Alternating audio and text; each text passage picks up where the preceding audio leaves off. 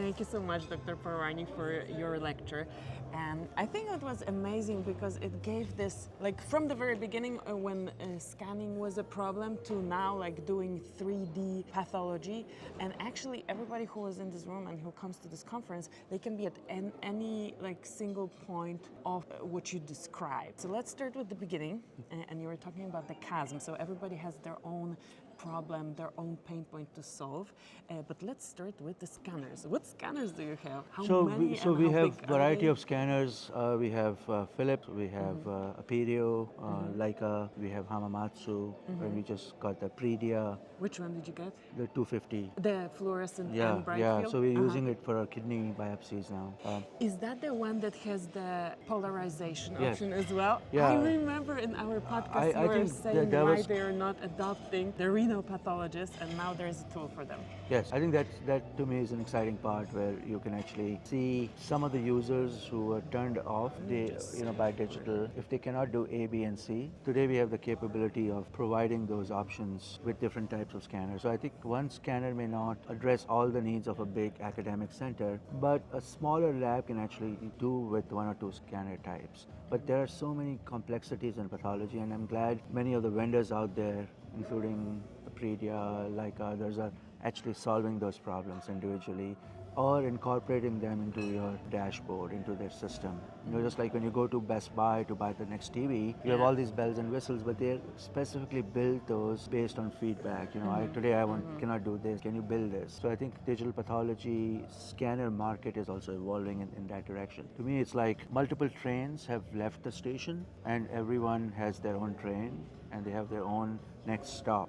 The next stop might be, I want to do frozens. The next stop might be, I want to use image analysis. I want to do large language models. I want to go directly from the tissue to an image. You know, so all these trains, individual trains are users and they have expectations and they have endpoint or not an endpoint, but a stop on the way. Yeah. And they want to get off the train at that stop, do something, and then get on the train Figure again. out what.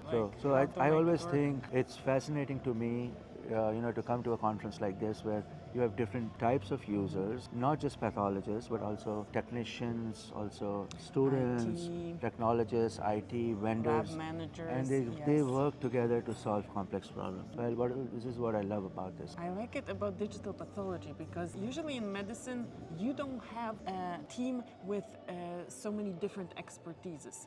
You mostly like are with medical professionals and it's driven by the medical professionals, and here you have technology specialists, you have operations, you have obviously pathologists, you have the administrators, and I love it. It's super interactive.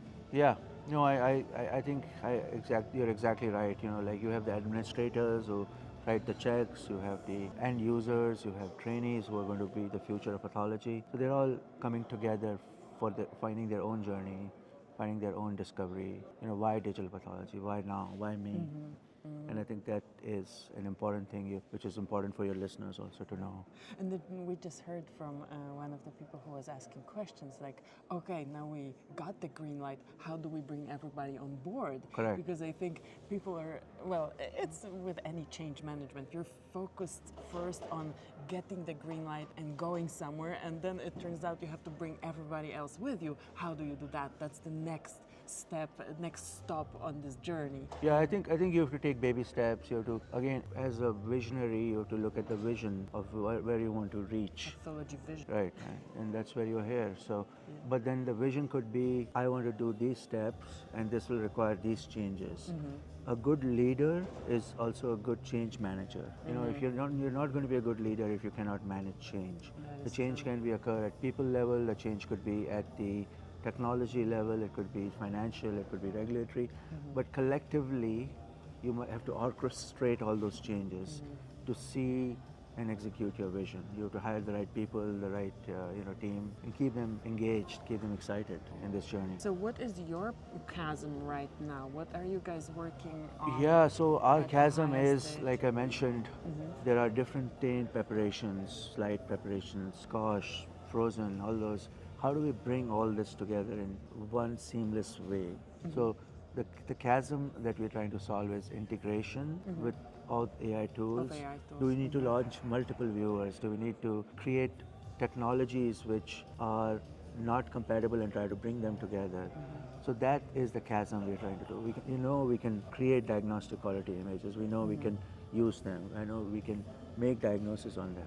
But I think the next chasm is, can I create a dashboard where I only have 3 AI tools, but they could be launched from one viewer and so on. For the ease of use for the pathologist, because that's also a step in adoption journey. When it's not seamless, people who are not already convinced and not willing to troubleshoot, that's going to be a showstopper for them. Yes. I loved your stories. Thank you so much for Thank this you. fantastic presentation. We will see each other. I might make a podcast episode out of this. Thank you.